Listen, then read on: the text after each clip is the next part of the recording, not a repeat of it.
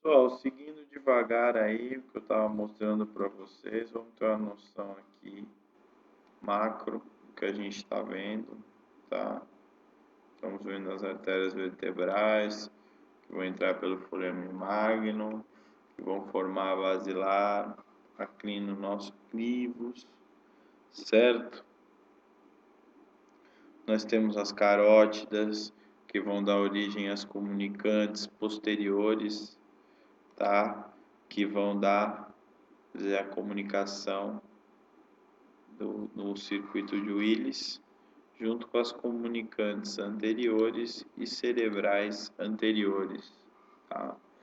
Essa aula eu vou falar de drenagem e vascularização, mas bem básico mesmo, né? Para a gente ter noção das artérias, o que passa, essa parte do endocrânio, o que a gente consegue encontrar. Claro, a gente consegue encontrar muito mais coisa, mas para ficar mais didático, né, o aprendizado gradual da anatomia, né?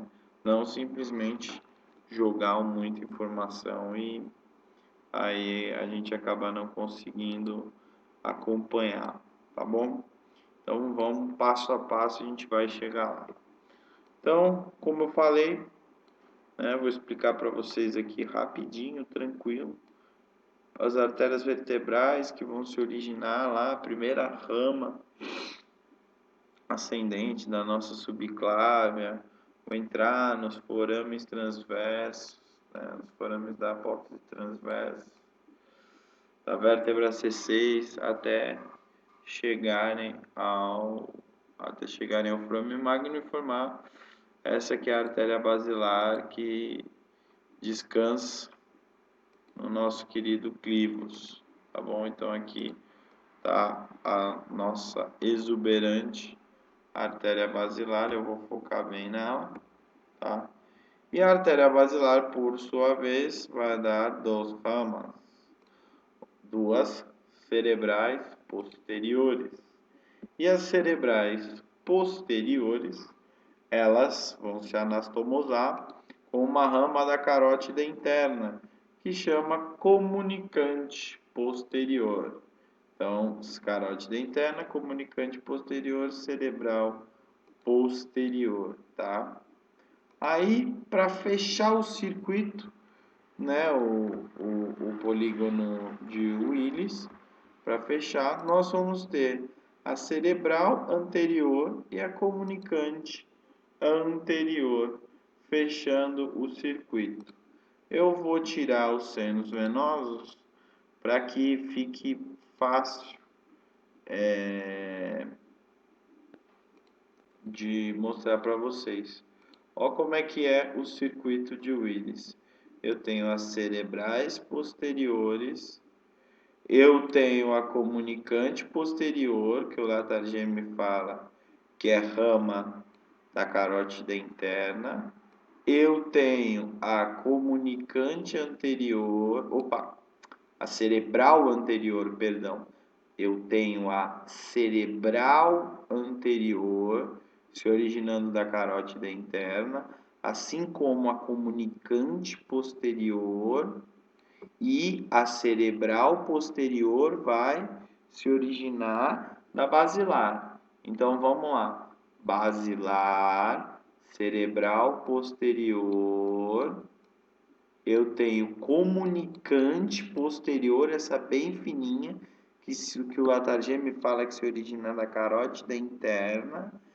E eu tenho a comunicante anterior, essa mais calibrosa. Não, cerebral anterior, gente. Cerebral anterior.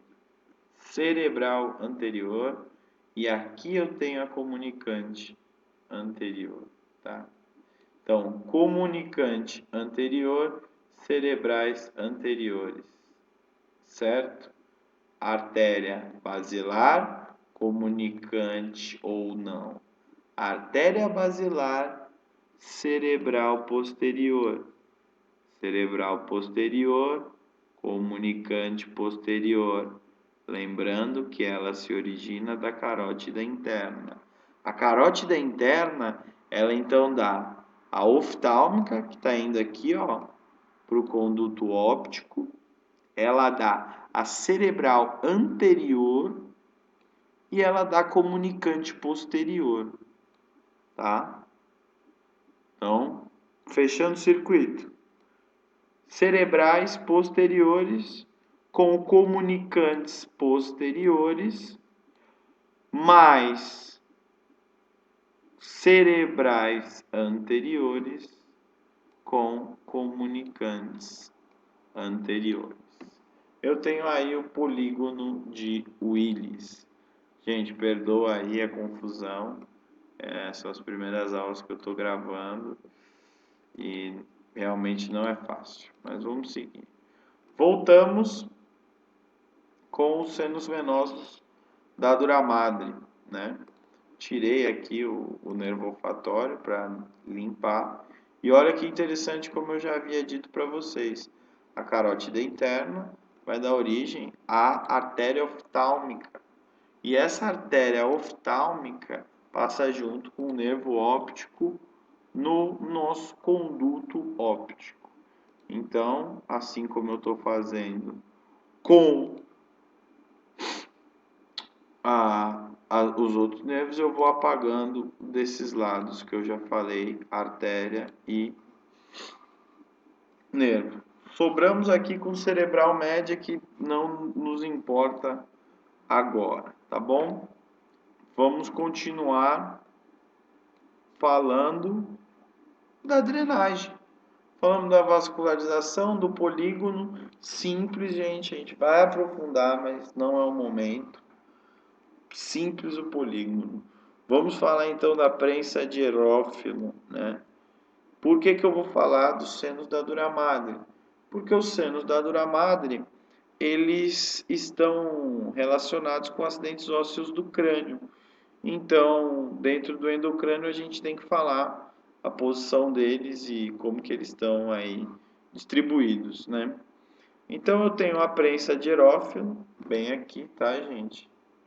Dá uma olhada, eu vou aproximar bem para vocês observarem.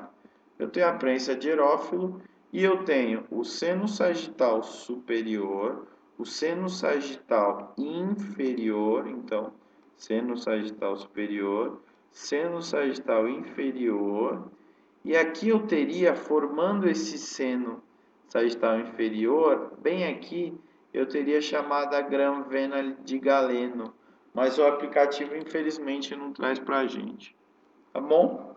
Eu tenho também os senos occipitais, direitos e esquerdos, e o Latarjet fala para mim que eles vão desembocar lá no seno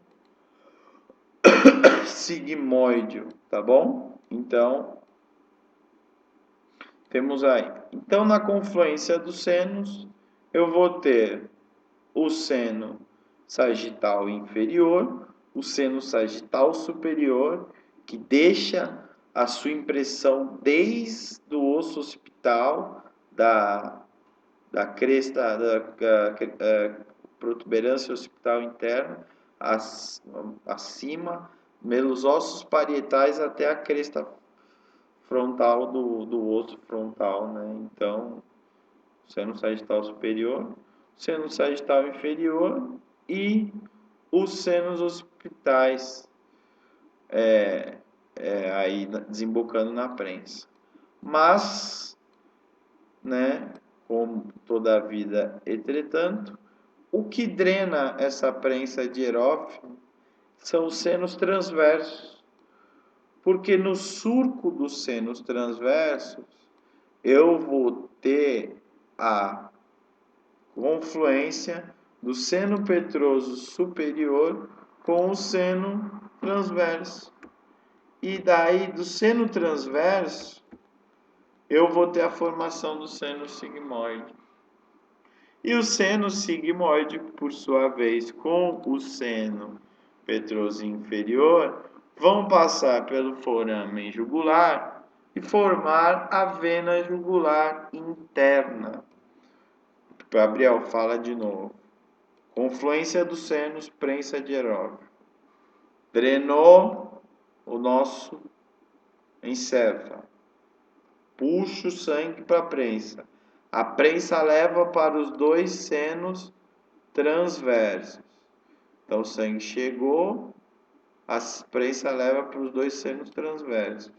Os senos transversos, por sua vez, levam para o seno sigmoide. E do seno sigmoide vai para a veia jugular interna. E agora nós temos que falar do nosso querido seno cavernoso, né? Nós temos o plexo aqui, intercavernoso, né? O seno intercavernoso anterior e posterior, e aqui o plexo basilar, tá? E justamente aqui onde descansa, né, na nossa cília turca, onde descansa a nossa glândula hipófise, tá? Então, muito interessante essa parte. O seno cavernoso que a gente tem que saber é que vão ter nervos como o oculomotor, o troclear e o V2, eles vão passar na parede, né? Não dá para ver ao certo aqui, eles vão passar na parede, bem no canto.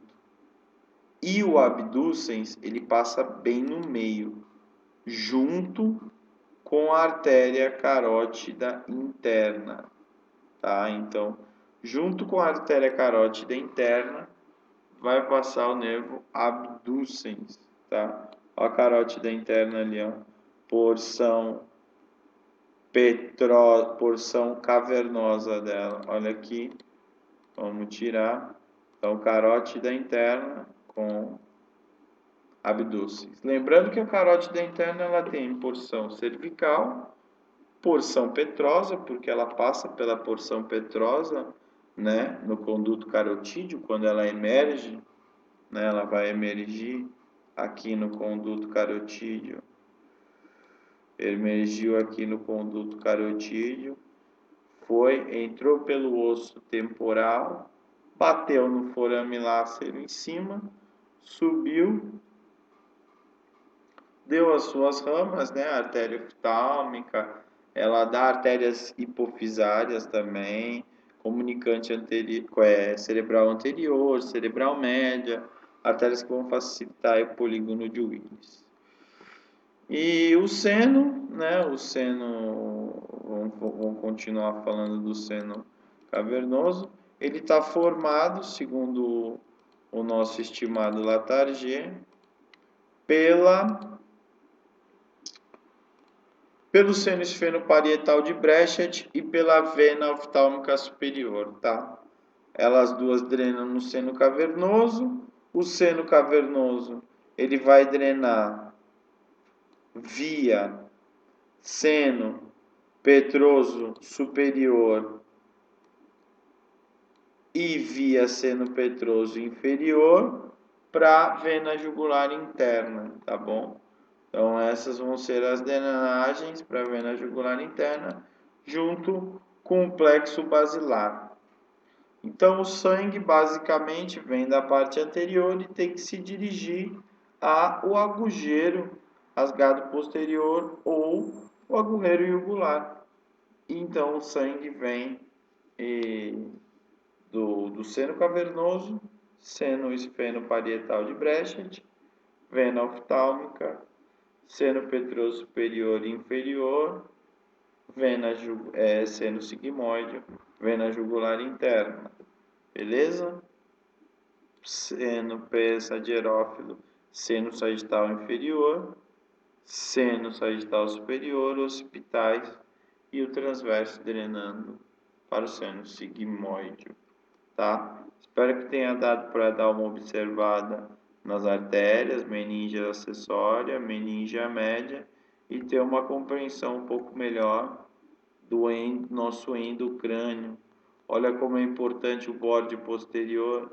A gente já sabe que no borde posterior, da porção petrosa do osso temporal, onde nós tínhamos limites da nossa fossa média para posterior, nós temos seno petroso superior, e aqui da mesma forma nós temos o seno esfenoparietal de Breschet com a artéria cerebral média, né, praticamente se relacionando com a apófise de Ingrácias ou ala menor do osso esfenoides. Pessoal, espero que tenha sido uma aula boa. Próxima aula eu vou continuar, mas aí eu vou falar um pouco mais de ossos e a gente vai aprofundar um pouco mais esse conhecimento básico que a gente está introduzindo nessas aulas em 3D. E eu vou ter que adicionar um pouco mais de imagens e conteúdo teórico. Muito obrigado pela paciência e pela disposição de assistir o vídeo até o final. Obrigado.